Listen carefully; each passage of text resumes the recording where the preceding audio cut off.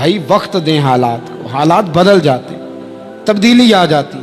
اللہ تبارک و تعالیٰ کمزوروں کو طاقتور کر دیا کرتا ہے، غریب کو امیر بنا دیا کرتا ہے۔ اللہ تبارک و تعالیٰ ان لوگوں کو جن کی کوئی آواز سننے والا نہیں ہوتا، ان کی چھوٹی آواز کو اللہ قوت دے دیتا ہے، طاقت دے دیتا ہے۔ شرط یہ ہے کہ آپ استقامت کا مظاہرہ فرمائیں، صبر کا مظاہرہ فرمائیں، آپ تھوڑا اپنی زندگی میں ٹھہراؤ لائیں، آپ تھوڑا حوصلہ کریں۔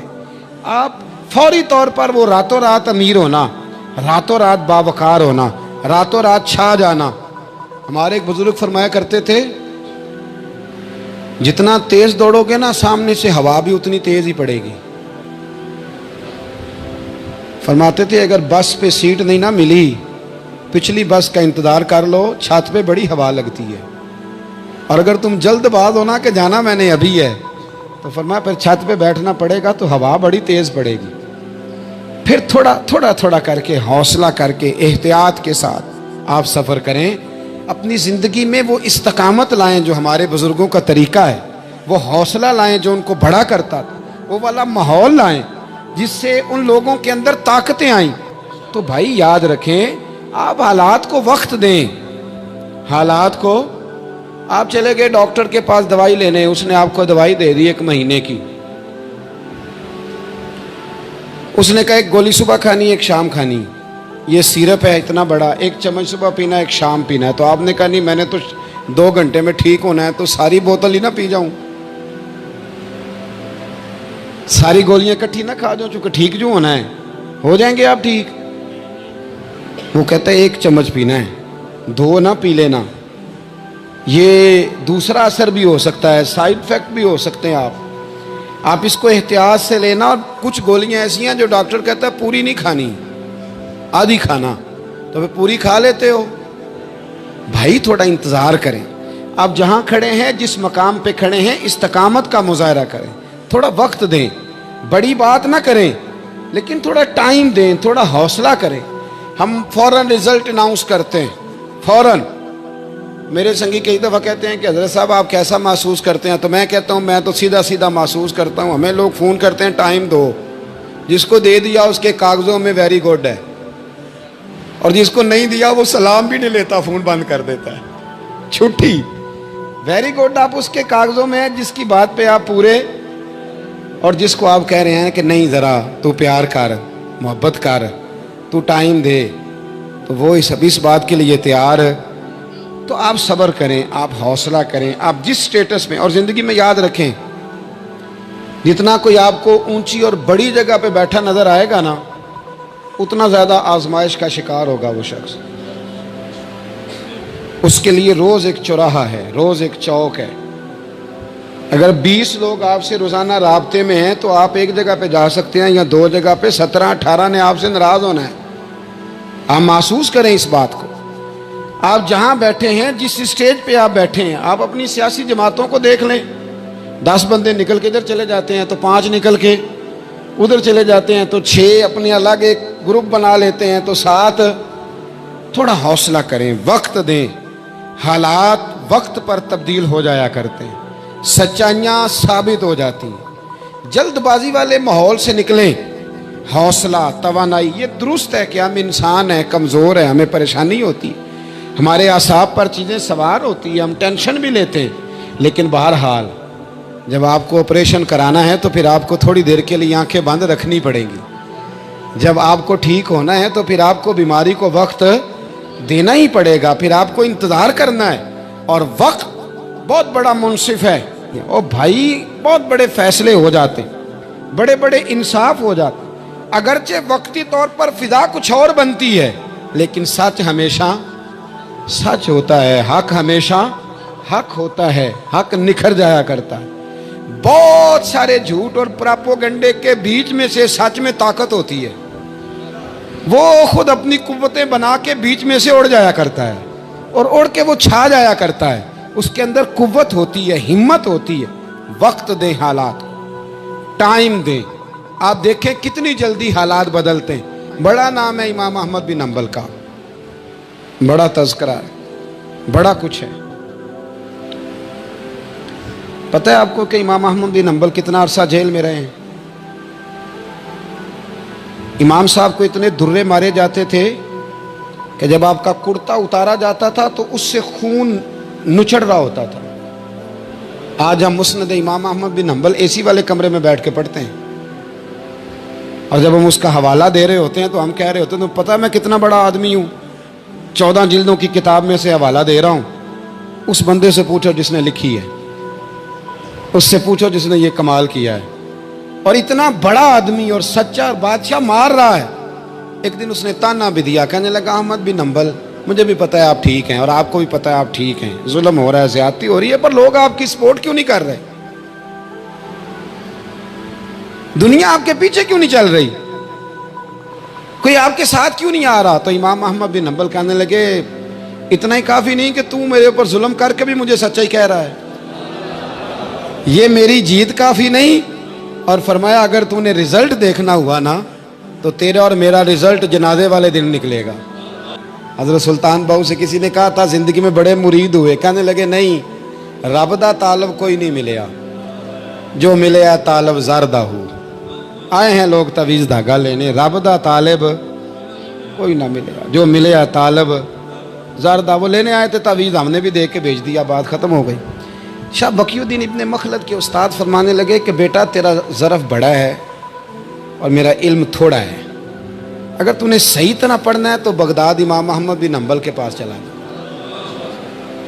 صحیح طرح پڑھ، پھر وہ تیری تشنگی ختم کریں گے، تیری پیاس بجھا دیں گے، چلا جا.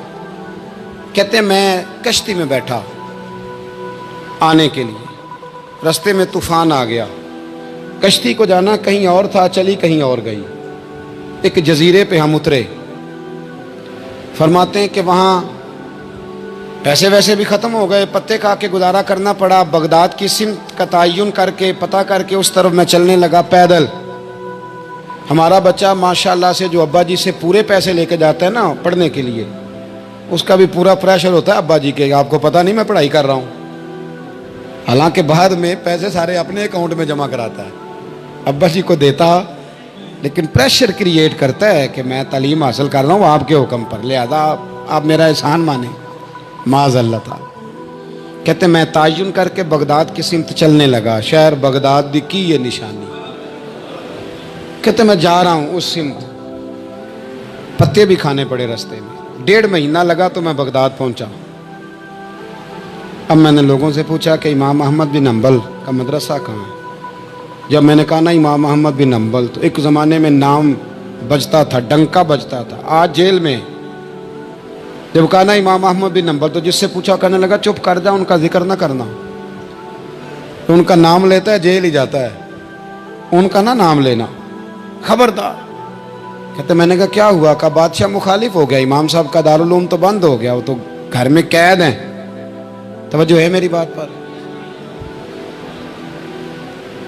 یہ ذوق اگر اسٹوڈنٹ کا بنتا ہے نا تو استاد پڑھانے والا نہ بھی نہ ہو تو وہ استاد کے سینے سے علم کھینچ لیا کرتا ہے، کھینچ لیا کرتا ہے. خواجہ فقیر محمد چرائی رحمۃ اللہ علیہ کے ایک مرید تھے، تو حضرت نے انہیں بڑا کچھ نوازا، تو کچھ لوگ کہنے لگے حضرت جی اسی کو سارا کچھ دے دیا ہے. فرمانے لگے بیلیاں ادیاں داواں ہی بڑیاں سن، یہ تو مینوں ریڑک کے مکھن کڈ کے لے گیا ہے، ادیاں داواں ہی بڑیاں سن. کچھ لوگ ہوتے ہیں نا پیارے، انہیں طریقہ ہوتا ہے دعا لے لیتے ہیں، اور کچھ کہتے رہتے ہیں حضرت جی دعا کرنا، اور دعا لینے والا کام کوئی نہیں کرتے، کہتے رہتے ہیں دعا کرنا. کہتے میں لوگوں نے کہا کہ وہ مدرسہ بند ہے، آپ کہاں جائیں گے؟ تو میں نے کہا میں کہیں بھی جاؤں کوئی ذریعہ حضرت تک پہنچنے کا. کوئی ذریعہ نہیں، ان کے گھر کو بادشاہ نے سب جیل بنا دیا، سپاہی دروازے پہ کھڑے. آپ نے فرمایا پھر بھی ایک بندہ کہنے لگا اتنی نیکی کر سکتا ہوں کہ میں تمہیں ان کا دروازہ دکھا سکتا ہوں. آپ فرمانے لگے میرے لیے اتنا بھی کافی ہے، ذکر حبیب کم نہیں وصل حبیب سے، اتنا بھی میرے لیے کافی ہے. اس نے دور سے کھڑے ہو کے کہا وہ جہاں سپاہی کھڑے ہیں نا وہ امام صاحب کا دروازہ ہے. شاہ بقی الدین صاحب کہتے ہیں میں نے کہا تو اب جا، اب دیکھنا میں علم کیسے حاصل کرتا ہوں. صبر دیکھو، استقامت دیکھو، حوصلہ دیکھو. آپ فرماتے ہیں کہ میں نے نا اپنے سر سے ٹوپی اتار کے کسی کو دے دی، اور بال میں نے بخیر ڈالے سارے، ایک جگہ سے 2 جگہ سے کرتا میں نے پھاڑ لیا، ہاتھ میں نا میں نے پیالہ پکڑ لیا مانگنے والا، तेनू लब दिया आप गवाचे। मैंने ना प्याला पकड़ लिया हाथ में मांगने वाला, और जिस जगह गली में इमाम साहब का घर था ना, पहले कोने पे सदा लगाई, 1 दिनार का सवाल है। कहते हैं 1 दिनार मिला, फिर दूसरे दरवाजे पे आया, 1 दिनार मिला, फिर तीसरे दरवाजे पे आया। मजनू बन के विच बाजारां कदी कखा वांग रुलाए ते कदी कुहाया कुंभा सारा, सिर नेजे उत्ते चढ़ाए। सजना यार मनाउण दी खातर असां की पेश वटाए। फरमाते मैं ना मांगने वाला, भिकारी बन के मांगने वाला नहीं, मैं अमीर बाप का बेटा था पर मैं मांगने वाला बन गया। मैंने फटे पुराने कपड़े, एक दरवाजे पे 1 दिनार। इमाम साहब का भी दरवाजा आया, कहते मैंने सदा दी, 1 दिनार चाहिए था।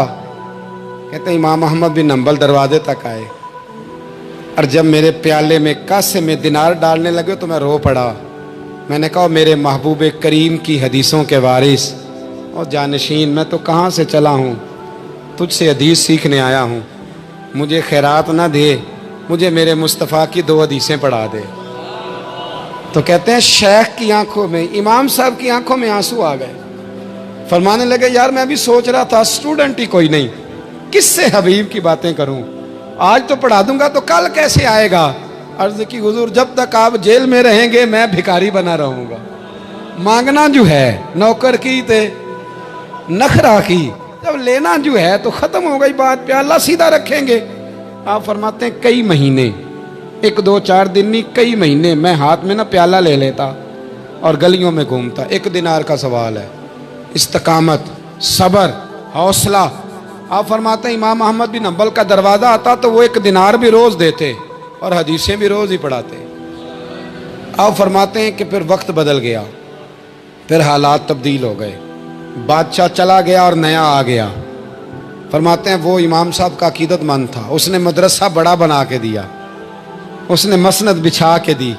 पहले दिन जब इमाम साहब मसनद हदीस पर जुब्बा पहन कर, इमामा बांध कर, खुशबू लगा कर मिंबर पर बैठे हदीसें बयान करने, फरमाते हैं जब मैं आया ना सामने तो मैं उन्हें देख के रो पड़ा, वो मुझे देख के रो पड़े। फरमाते हैं उन्होंने कहा रास्ता छोड़ दो, इसे आगे आने दो। जब मैं आगे आया तो इमाम साहब फरमाने लगे पहले भी बड़ा पढ़ाया था, अब भी जिंदगी भर पढ़ाऊंगा, पर जिस सब्र और इस्तकामत से तूने पढ़ा है, जो मज़ा उन दिनों में आया है शायद दोबारा कभी ना आए। थोड़ा हौसला पैदा करें, थोड़ा इस्तकामत का मुजाहरा करें, थोड़ा सा ना। वो हज़रत ख्वाजा निज़ामुद्दीन साहब से एक शख्स ने आके कहा था मेरा पीर कामिल नहीं तो मैंने बदलना है। फरमाया शरीक कबाहत तो कोई नहीं। कहने लगा नहीं।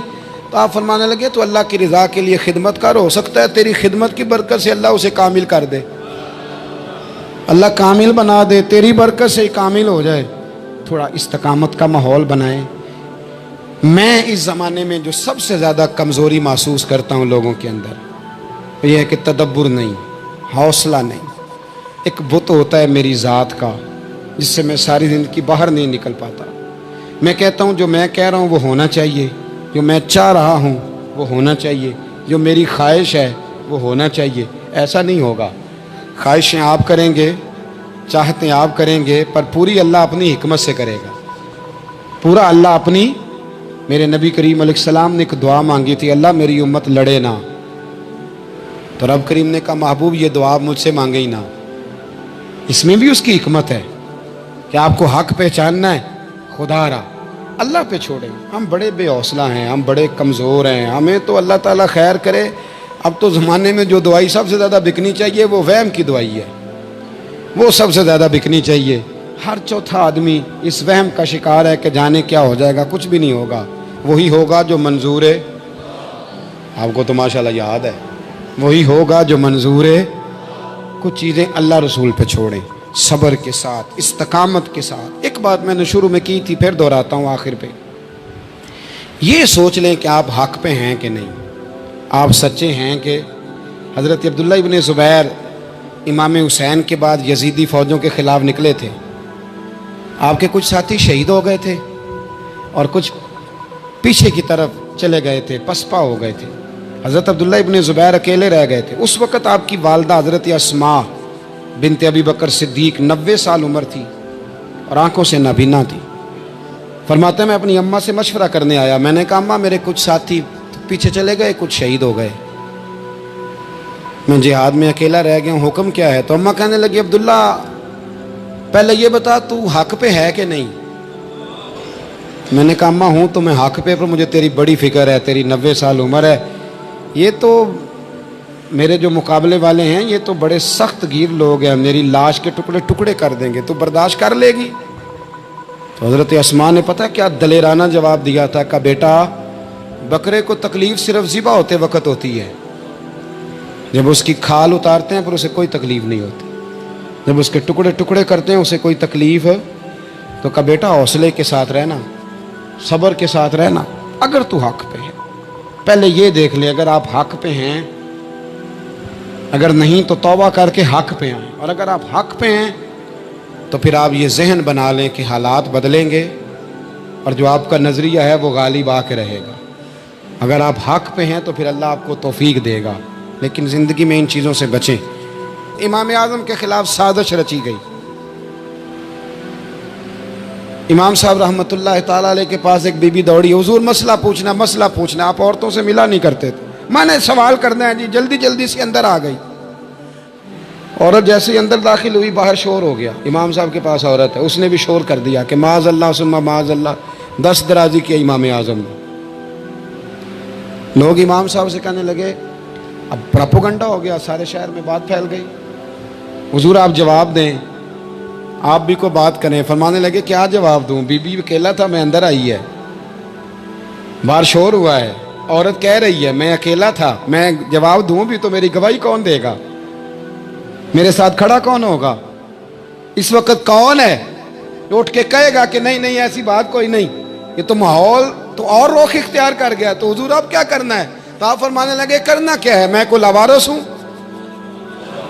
رب رسول کا ماننے والا ہوں، میں فیصلہ اپنے اللہ پہ چھوڑتا ہوں، وہ بھی تو عدالت ہے نا۔ مصیبت یہ ہے کہ میں اور آپ سارے فیصلے خود کرنا چاہتے ہیں، حالانکہ خود کچھ فیصلے چھوڑ دینے چاہیے، وہی ہوں تو بہتر ہیں۔ فرمایا اللہ رسول پہ چھوڑتا ہوں، ختم ہو گئی بات، اب میں دلیل دوں گا بھی تو میری سنے گا کون؟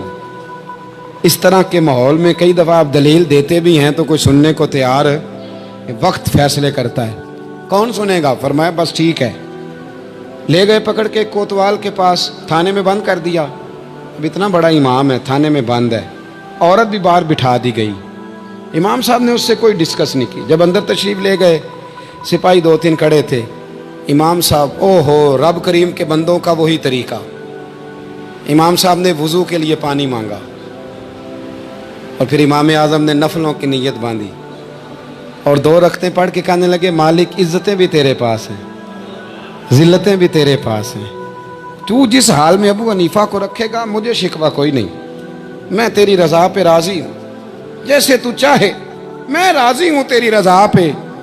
امام صاحب دعا مانگ رہے تھے تو آنسو ہاتھوں پہ گر رہے تھے، نہ کبھی مصلی بھی آباد کریں، نہ کبھی دنیا کو تو دکھڑے بڑے سنا لیے، نہ 2 رکعتیں پڑھ کے روئیں رب کی بارگاہ میں، محبوب کا وسیلہ پیش کریں، نہ اسے بھی تو منائیں نا۔ امام صاحب کے آنسو گرنے لگے، سپاہی بھی پریشان تھے، وہ بی بی نہ خود ہی اٹھی اور امام صاحب کے قریب گئی، کہنے لگی پہلے مجھے دنیا والے کہتے تھے، اب میں سمجھ گئی ہوں آپ تو رب کریم کے نیک بندے ہیں، اب نہ روئیں، سویرے جانا ہے نا قاضی کی عدالت میں، تو میں سویرے گواہی دوں گی کہ میں نے جھوٹا الزام لگایا تھا، آپ ناراض نہ ہوں۔ امام صاحب فرمانے لگے اس سے نہیں بات بنے گی، اگر تو نے کچھ کرنا ہے تو جو میں کہتا ہوں وہ کر، امام اعظم تھے نا، جو میں کہتا ہوں وہ کر۔ اس نے کہا جی وہ کیا؟ آپ فرمانے لگے اب تیری گواہی سے بھی بات اور ہو جائے گی، اس کو کہہ لیا ہے، اس کو منا لیا ہے، اس کی منت کر لی ہے، اس کو رشوت دے لی ہے، حالات کا تقاضا اب اور ہے، اب اس کا جواب بھی کچھ اور ہی ہے۔ با پردہ عورت تھی، برقعے میں لپٹی ہوئی، اس کو گھر بھیج دیا، وہ کوتوال سے کہنے لگی میں بیمار ہوں، مجھے چھٹی دے دو، سویرے آ جاؤں گی، مدعی مقدمہ تو میں ہوں، اب مدعی کو تھوڑی کوئی باندھ کے رکھے گا۔ خاتون گھر چلی گئی، صبح قاضی کی عدالت میں مقدمہ لگا، امام صاحب رحمۃ اللہ علیہ کٹہرے میں کھڑے ہیں، یار بڑا مشکل ہوتا ہے معزز آدمی کا کٹہرے میں کھڑا ہونا، لیکن مخلوق تو فنکار ہے، اس درجہ کے پل بھر میں یہ سنگے در کعبہ سے بھی اسنام تراشے، تم کون ہو کیا چیز ہے داغے کبابی، لوگوں نے تو مریم پہ بھی الزام تراشے۔ یہ نہیں نا باز آتے لوگ، پھر مرضی ہے نا، ہونا کٹہرے میں کھڑا ہونا پڑ ہی جاتا ہے۔ کٹہرے میں کھڑے ہیں امام اعظم، تو قاضی پوچھتا ہے آپ کی بڑی قدر ہے، بڑی اہمیت ہے، تو آپ اس عورت کے بارے میں کیا کہتے ہیں؟ تو امام صاحب فرمانے لگے یہ جو کہہ رہی ہے اس سے پوچھ لیں۔ تو خود خاتون کہنے لگی میرا امام صاحب سے تعلق ہے۔ آپ فرمانے لگے ٹھیک کہتی ہے۔ ساری بھری عدالت سب لوگ حیران، حضرت تعلق ہے؟ فرمایا ہاں۔ کس طرح؟ فرمانے لگے میری بیوی ہے، زوجہ میری اہلیہ ہے۔ جناب کس طرح؟ فرمایا محلے کی بیویاں بلا لو، اس کے ابا کو بلا لو، چہرہ دکھا لو۔ وہ سارے لوگ جمع ہو گئے، چہرہ کھول کے دیکھا تو امام صاحب کی زوجہ تھی۔ امام صاحب نے اس خاتون کو کہہ کے بھیجا تھا کہ یہی برقع میری بیوی کو دے کے سویرے بھیج دینا، یہی والا برقع جو تو نے پہنا ہے، اب گھر جا اور میری اہلیہ کو یہ برقع دے کے بھیج دینا۔ وہ برقع دے کے اس نے بھیج دیا۔ جب امام صاحب رحمت اللہ علیہ کی اہلیہ ثابت ہو گئی کہ یہ تو امام صاحب کی اہلیہ ہیں جو کھڑی ہیں، اب وہ جو سازش رچنے والے تھے وہ دائیں بائیں دیکھ رہے تھے۔ تو امام صاحب نے ایک بات کی جو بڑی شاندار ہے، فرمایا تدبیریں تم نے بھی کی تھی، پر جو تدبیر میرا رب فرماتا ہے نا، جو تدبیر میرا، فرمایا یہ ابو حنیفہ کی تدبیر نہیں، یہ تدبیر میرے اللہ کی ہے جو اس نے مجھے عطا فرمائی، مجھے سجھائی۔ اب قاضی صاحب نے حکم دیا کہ جتنے لوگوں نے الزام لگایا وہ سارے معافی مانگیں، وہ آئیں جس نے بات کی۔ بھائی وقت کو دیکھیں، فیصلے اللہ کے حوالے کریں۔ ہم لوگوں نے جھگڑے کر کر کے، دلائل دے دے کے، بحث کر کر کے معاملات کو اتنا الجھا لیا ہے۔ آپ یقین کریں ایک ایک خاندان کی 15 میٹنگیں اور پنچایتیں ہو جاتی ہیں، پر رزلٹ صفر ہے۔ وہ جی وہ فلاں چودھری صاحب اس کے ساتھ مل گئے تھے، فلاں آدمی ادھر چلا گیا تھا۔ آپ تھوڑا وقت دیں، صبر کریں، استقامت کا مظاہرہ کریں۔ آپ دیکھیں حالات کس کروٹ بیٹھتے ہیں۔ کئی دفعہ صلح کی پیشکش کی جناب ابو سفیان کو، لیکن وہ مانتے نہیں تھے۔ حضرت عباس فرماتے میں نے کئی دفعہ انہیں کہا، حدیبیہ میں بھی میں نے کہا، انہوں نے سخت شرائط کے ساتھ صلح کی، لیکن جب حضور لشکر لے کے گئے نا میدان میں، توجہ ہے میری بات پر، 10,000 کا لشکر گیا تو پھر ابو سفیان خود اٹھ کے حضرت عباس کے گھر گئے، کہنے لگے میں نے تو آج آپ کے بھتیجے کی شان دیکھی ہے۔ تو حضرت عباس کہنے لگے ابھی بھی وہیں کھڑے ہو، یہ بھتیجے کی شان نہیں، یہ اللہ کے محبوب کی شان ہے، یہ رسول کائنات کی شان ہے صلی اللہ علیہ۔ تو کہا اب میں صلح کرنا چاہتا ہوں، اب میری صلح کرا دو۔ وہاں بھی حضور نے یہ نہیں فرمایا جب ہم کہتے تھے تو کیوں نہیں آتا تھا، جب ہم معاہدات کرنا چاہتے تھے تو کیوں نہیں آتا تھا۔ میرے محبوب نے عزت دے دی، فرمایا تیرے ساتھ بھی صلح ہے، تجھے بھی معافی ہے، اور جو تیرے گھر میں داخل ہو جائے گا اسے بھی معافی ہے۔